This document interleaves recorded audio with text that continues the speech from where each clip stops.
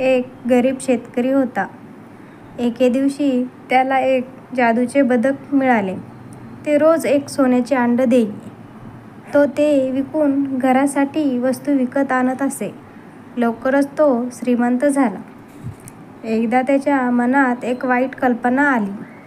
बदक रोज एक सोन्याचे अंडे देत आहे, तर त्याच्या पोटात अशी कितीतरी अंडी असतील.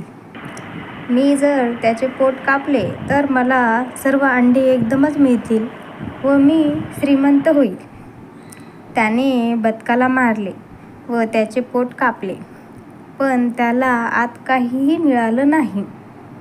त्याच्या लोभामुळे त्याने जादूचे बदक गमावले, तसेच सोन्याचे अंडे देखील. तात्पर्य: अति तिथे माती.